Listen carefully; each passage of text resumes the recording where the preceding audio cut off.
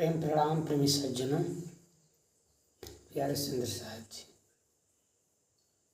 वैराग्य हमारे मन में क्यों उत्पन्न होता है? हम वैराग्य की तरफ क्यों जाते हैं? वैराग्य क्या किसी का देखा देखी करने से होता है, या यह अपने आत्मा में कुछ ऐसे प्रश्न सामने होते हैं कि उसे सुलझाने के लिए वैराग्य लेना पड़ता है? तो वास्तव में प्रेमी सज्जनों, वैराग्य जो देखा देखी यानी किसी के देख करके वैराग्य की तरफ हम जाते हैं तो उससे कोई लाभ नहीं होने वाला है। और जो वैराग्य अपने आत्मा के अंदर कुछ प्रश्न ऐसे होते हैं जो अंदर ही अंदर परेशान करते हैं, उस प्रश्नों का उत्तर कोई भी व्यक्ति देने में समर्थ नहीं हो पाता है, या देना वह चाहता भी है प्रश्नों का उत्तर तो वह इधर उधर की घाल मेल करके बताता है। यानी जो अनसुलझे आत्मा के प्रश्न हैं वो उन प्रश्नों को आज सही उत्तर न दे करके तरह तरह के विधि विधानों में उलझा करके रख देता है। तो वैराग्य जो देखा देखी होता है उसका कोई समाधान नहीं होता है, सिर्फ वह एक नाम मात्र का वैराग्य होता है। यदि वैराग्य होने के बाद हमारे अंदर कोई चीज जानने की इच्छा नहीं रहती है तो वैराग्य लेना ही नहीं चाहिए। वैराग्य होने के लिए जिज्ञासु पहले होना जरूरी है। जिज्ञासा, मन में जिज्ञासा होनी जरूरी है। आत्मा को के लिए एक उत्कंठा होना जरूरी है कि हमारी आत्मा क्या जानना चाहती है, हम क्या ऐसी चीज़ इस संसार में जिसे जान नहीं सके हैं। जब से हम आए बचपन से जो भी हम होश संभाले हैं, कौन सी सी चीज़ें हैं, कौन सी सी बात है, कौन सा ऐसा रहस्य है जिसे हम किसी के द्वारा जान नहीं सके हैं, और जिसे जानने की इच्छा लेकर के समक्ष प्रस्तुत हुए हैं, वह बताने में असहज हुआ है या तो बताने में समर्थ नहीं हुआ। प्रेमी सज्जनों, जब हमें वैराग्य होता है तो वह हमारे प्रश्नों को समाधान करने का एक जगह बनता है, आधार बनता है, दिशा बनती है, एक मार्ग बनता है। हम उस मार्ग पर चल करके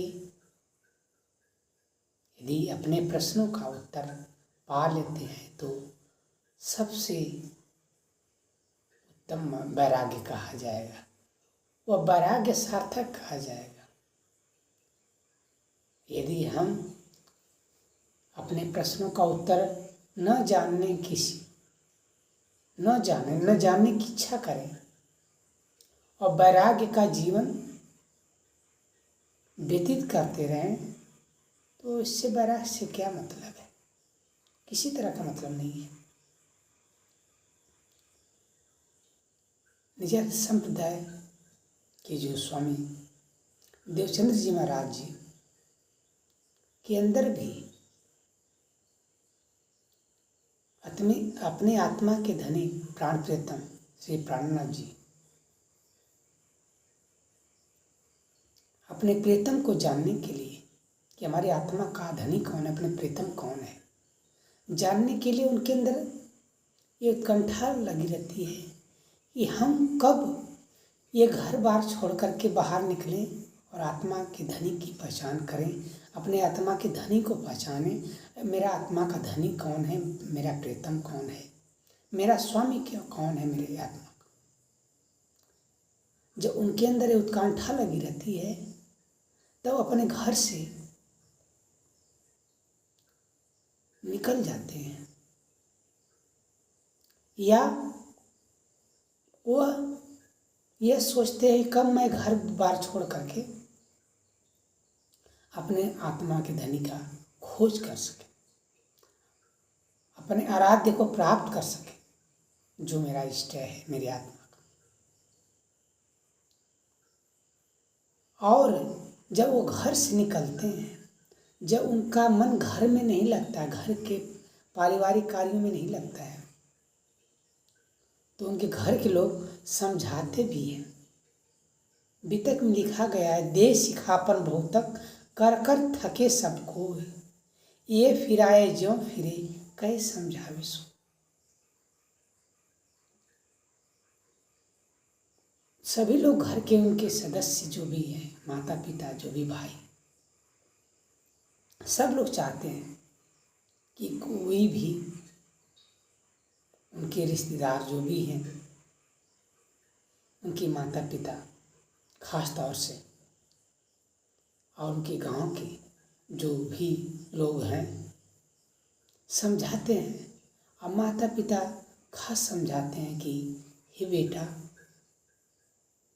तुम घर के कामों में मन लगाओ, गृहस्थी में मन लगाओ, घर का कारोबार संभालो, जिम्मेदारी संभालो, घर से जो बाहर जाने की सोच रहे हो वहाँ मत जाओ। वो उलझाना चाहते हैं, वो नहीं चाहते हैं कि उनका मन वैराग्य की तरफ हो, वैराग्य की तरफ जाए। लेकिन प्रेमी सज्जनों, प्रेमी सुंदर साथ जी,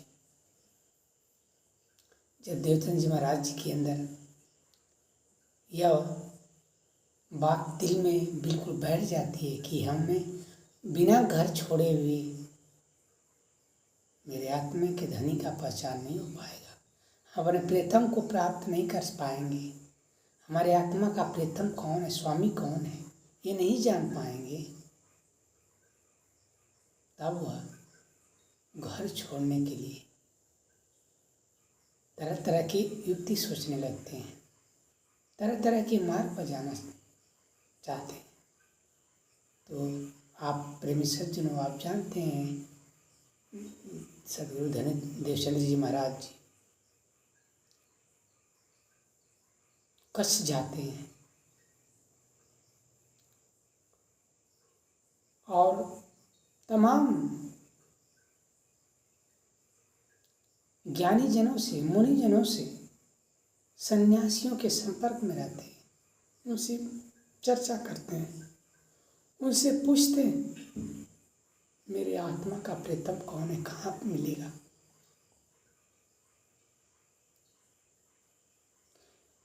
जिनको कभी ये सोच ही पैदा नहीं हो कि आत्मा का प्रियतम कोई होता है क्या, तो कैसे बता सकता है, कोई उनका सटीक उत्तर नहीं दिया।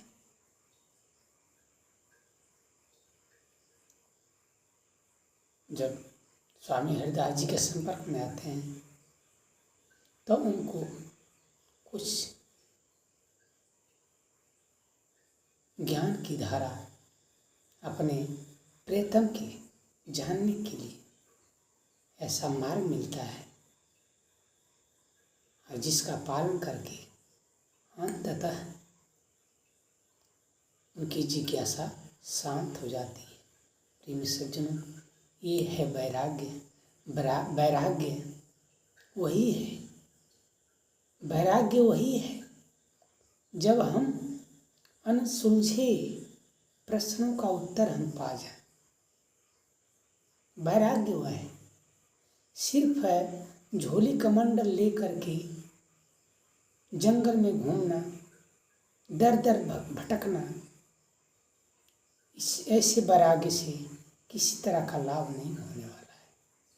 हमारे अंदर जो भी अनसुलझे प्रश्न हैं, जो रहस्य हैं, उनका हम उजागर करें वैराग्य के द्वारा, तो वह सत्य में सचमुच ही वैरागी है और वैराग्य सार्थक कहा जा सकता है। प्रेम सज्जनों, प्यारे सुंदर साजी वीडियो सुंदर लगे सब्सक्राइब लाइक कमेंट करें जरूर करें। प्रेम प्रणाम।